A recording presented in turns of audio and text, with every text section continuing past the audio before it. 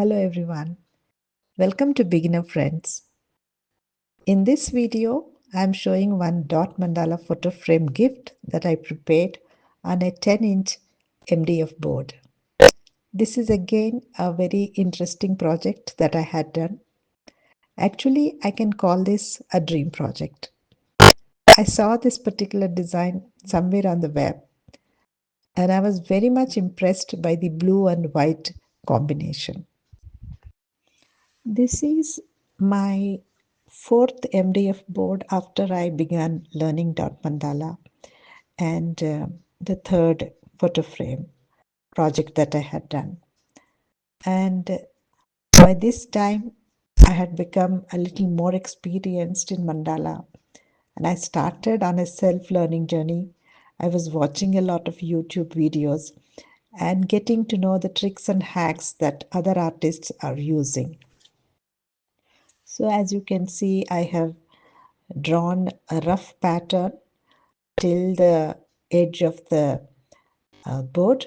So I have put the outline very clearly so that I would work within the outline without actually disturbing the design or making a mistake or having the spacing issues that I had initially in my artwork.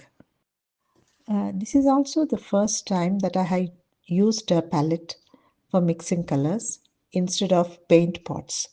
So, therefore, the colors were limited in quantity, and also that afterwards I have not tried this palette for mixing colors because there is some problem in using a palette for mixing your colors because you are not in a position to close the palette.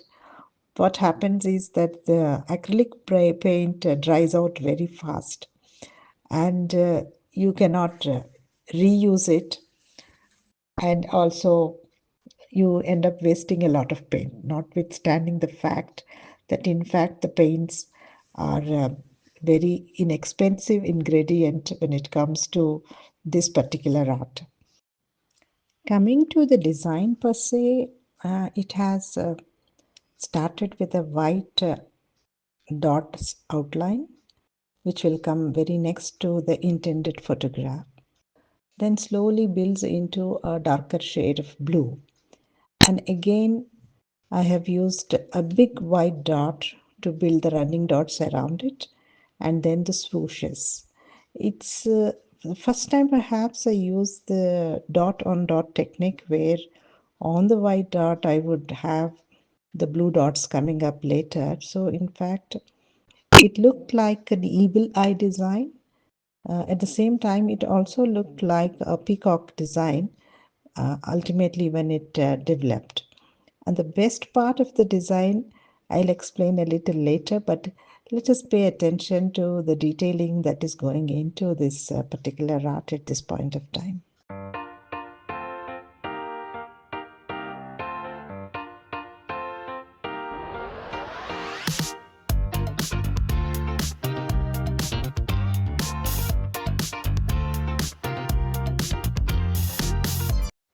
As you can see, by the time I came to the third round of running dots, third line of running dots, what I've done is that the central dot I have used a different tool, and for the second dot onwards I've used a different tool. And this is a technique that I picked up from some of the YouTube content that I watched, that you can actually use two different tools for running dots.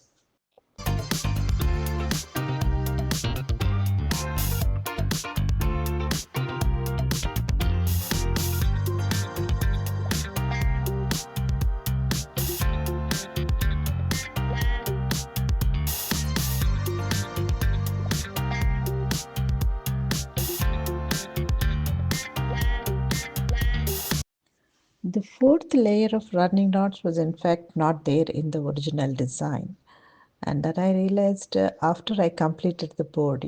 I just thought that there was a fourth layer, and I did a fourth layer, which actually made my flowers look a little more elongated. than in the original design. And again, in the original design, for the swooshes, they have used brush strokes, whereas at this point of time, I did not learn brush strokes. I was not even having an intention of learning brush strokes, so I used the dotting tools to do the swooshes.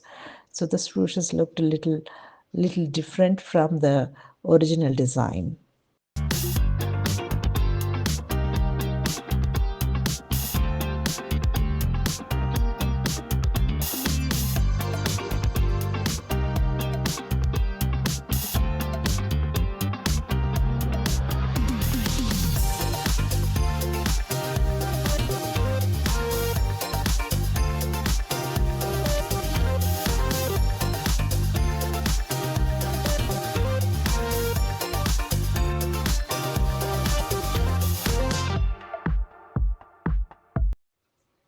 This is a 18 sector design. There are 18 flowers here. This is contrary to what I have learned most of the time. I used only 12 sector designs when I was learning Dot Mandala. But uh, practically every design that I did till this particular stage, they all had 18 sectors. I was sort of comfortable with 18 sector designs.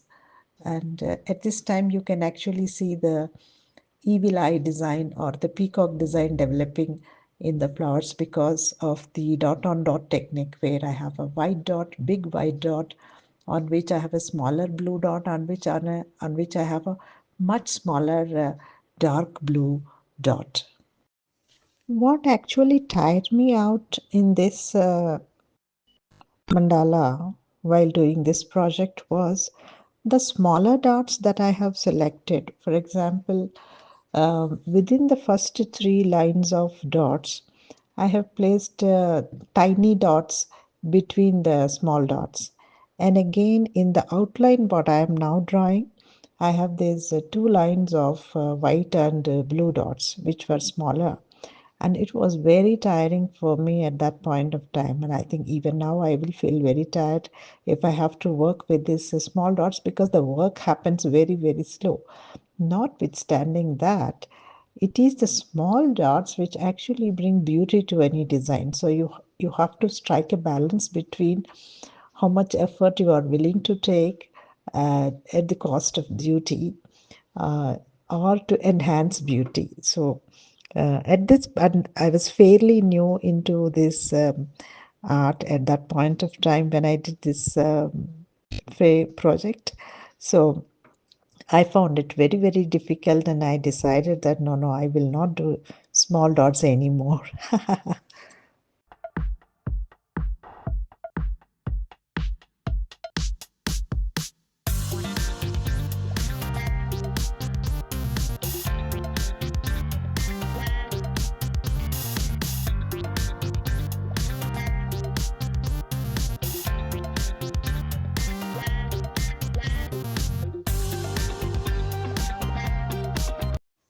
The best part of this project, this design, in fact, I find is the final layer, the outermost design which has come. Those dots and running dots and the three lines of swipes, the small swipes, and the last swipe, which actually came with a slight bent petal-like shape, is actually something that I'm really impressed with. That I was able to do that at that point of time, and a little detailing which was not there in the original design, but I have added here is those two small white swipes inside the between two adjacent flowers, and that is also an improvement over the original design, and it came out so very well because at that point of time I didn't want to leave any black spaces in the design, which I now understand are known as native spaces, but that was an improvement in the design.